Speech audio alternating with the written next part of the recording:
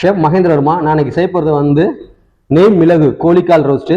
இது வந்து கோழி கெட்டி குழம்பு பண்ணிட்டு அதுலேருந்து அந்த கிரேவி எடுத்துட்டு நான் பண்ணுறேன். இது நெய் சேர்த்து மிளகு சேர்த்து பண்ணுறதுனால தவாவில் போட்டு எடுத்தால் ரொம்ப அருமையாக இருக்கும். இது வந்து சாப்பிட்றதுக்கே தவட்டவே தவட்டாது. இது ஒரு வாட்டி செஞ்சு சாப்பிட்டீங்கன்னா மறுபடியும் சாப்பிட தோணும். அந்த அளவுக்கு ருசியாக இருக்கும். நான் உங்களுக்கு எப்படி செஞ்சு காட்டுறேன்.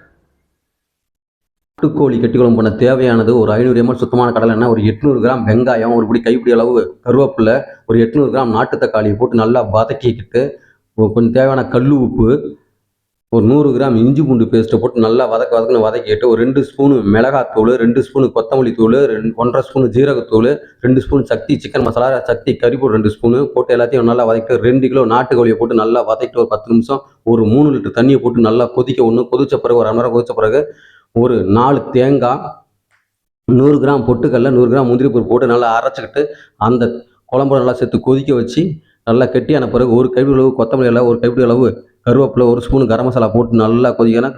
சூப்பரான நாட்டுக்கோழி கெட்டி குழம்பு ரெடி. இது கோழிக்கால் தேவையான அளவு உப்பு தண்ணியில் போட்டு நல்லா வேக வைக்கணும். அது கூட ஒரு டீஸ்பூன் இஞ்சி பூண்டு பேஸ்ட்டு, ஒரு கைப்பிடி அளவு கருவேப்பிலை, 1/4 டீஸ்பூன் மஞ்சத்தூள், 1 டீஸ்பூன் மிளகாத்தூள் எல்லாத்தையும் ஒன்றா சேர்த்து ஒரு 10 நிமிஷம் நல்லா வேக வைக்கணும். நம்ம பண்ணது நாட்டுக்கோழி. இதில் வந்து நம்ம பிராய்லர் கோழியில் தனியாக பண்ணுறோம். அது வயசானவங்கெல்லாம் சாப்பிட முடியாது. இது எல்லாருமே சாப்பிட்லாம். இது கொஞ்சம் ஹார்டாக இருக்காது. அதனால் தனியாக பண்ணிட்டு என்ன பண்ணுறேன்னா, இது நல்லா வெந்துருச்சு. இந்த கோழிக்காலை தனியாக எடுக்கிறோம். நான் 2 சேர்த்துருக்கேன், நீங்கள் 4-5 கூட சேர்த்துக்கலாம். இது கோழிக்காலை தனியாக எடுத்து வச்சுட்டு இப்போ தேவையான பொருள் என்ன பண்ணுறோம்னா, வெங்காயம்,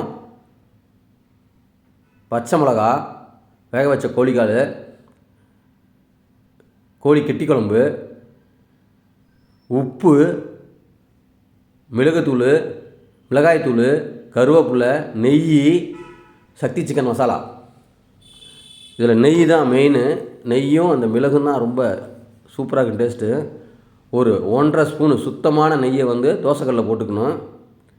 தோசைக்கல்லில் போட்டு அந்த தோசைக்கல்லில் போடும்போது வாசனை வேறு லெவலில் இருக்கும். போட்டு 2 பெரிய வெங்காயம் நறுக்கினதை எடுத்து 5 பச்சை மிளகா கீரி 2ஆக கீரிக்கணும். போட்டு ஒரு கைப்பிடி அளவு கருவேப்பிலை எல்லாம் போட்டு ஒன்றா ஒரு நிமிஷம் வதக்கணும். இல்லை நீங்கள் உடனே போட்டாலும் போடலாம். கோழிக்காலை ஒரு நிமிஷம் வதக்கிட்டால் கொஞ்சம் வதங்கும். அந்த வெங்காயத்தையும் அந்த கருவேப்பிலையெல்லாம் சேர்த்து வதக்கும் போது நெய்யோட நறுமணம் வந்து வேறு லெவலில் இருக்கும் வாசனையை. வதக்கிட்டு இந்த வேக வச்ச கோழிக்காலை என்ன பண்ணோம்னா எடுத்து தவாவில் வச்சிடணும். ரொம்ப வச்சாலும் ரொம்ப மேஷ் ஆகிடும். மீடியமாக வேக வச்சுக்கணும். இதை போட்டு இதை ஒரு நிமிஷம் நல்லா வதக்கணும். வதக்கும் போது உங்களுக்கு கலர் மாறும் அந்த கோழிக்கால்.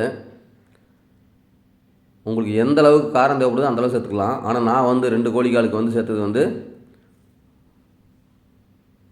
ஒரு 2 கிராம் மிளகாத்தூள்,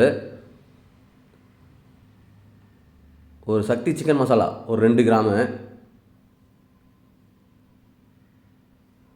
மிளகுத்தூள் மொத்தம் நான் 5 கிராம் யூஸ் பண்ணுறேன். இப்போ வந்து 3 கிராம் இதில் மிளகுத்தூள் சேர்த்துக்கிட்டேன். மிளகுத்தூள் தான் ரொம்ப அருமையாக இருக்கும், உடம்புக்கு ரொம்ப நல்லது. தேவையான அளவு உப்பு போட்டு நல்லா தவாவில் நல்லா பெரட்டணும். இந்த தோசைக்கல்லில் போடுறதுனால நீங்கள் வீட்டில் இருக்க தோசைக்கல்லையே பண்ணலாம், அருமையாக இருக்கும். இந்த தோசைக்கல்லில் போடுறதுனாலே நீங்கள் சிக்கன் போட்டாலும் சரி, இல்லை ஆட்டுக்கறி போட்டாலும் சரி, இல்லை எது பண்ணாலும் அருமையாகிடும். கெட்டி குழம்பு எடுத்து ஒரு 200 ml அதில் ஊற்றிக்கணும். இந்த கெட்டி குழம்பு தான் டேஸ்ட்டே வேறு லெவலில் மாற்றும். அந்த தவாவில் நல்லா வேக வைக்கும் போது உங்களுக்கு வேறு லெவலில் டேஸ்ட் இருக்கும். அந்த நெய் இந்த மசாலாலாம் சேரும்போது அருமையாக இருக்கும். இன்னும் திருப்பி ஒரு 2 கிராம் மிளகுத்தூள் போட்டுக்கணும். மொத்தம் 5 கிராம் மிளகுத்தூள் யூஸ் பண்ணிருக்கோம். மிளகுத்தூள் வந்து நல்லா காரம் கொடுக்கும், டேஸ்ட்டும் நல்லா ருசி அருமையாக இருக்கும், உடம்புக்கு ரொம்ப நல்லது. நல்லா சுண்ட விடணும். அந்தளவுக்கு ரொம்ப ஃபயர் கூடாது, அடி தீவி விடாது. ரெடி ஆகிடுச்சு. கொஞ்சம் எலுமிச்சம்பழம் ஜூஸு, ஒரு டீஸ்பூன் நெய், ஒரு கைப்பிடி அளவு கொத்தமல்லி, கருவேப்பிலை கொஞ்சம் போட்டு இது சூப்பராக ரெடி ஆகிடுச்சு. நெய் மிளகு கோழிக்கால் ரெடி ஆகிடுச்சு. இது பரோட்டாவோட சாப்பிட்றதுக்கு ரொம்ப அருமையாக இருக்கும். சாப்பிட்டிங்கன்னா திருப்பி சாப்பிட தோணும். உங்களுக்கு பிடிச்சிருந்தால் லைக் பண்ணுங்கள், ஷேர் பண்ணுங்கள், சப்ஸ்கிரைப் பண்ணுங்கள். Thank you very much.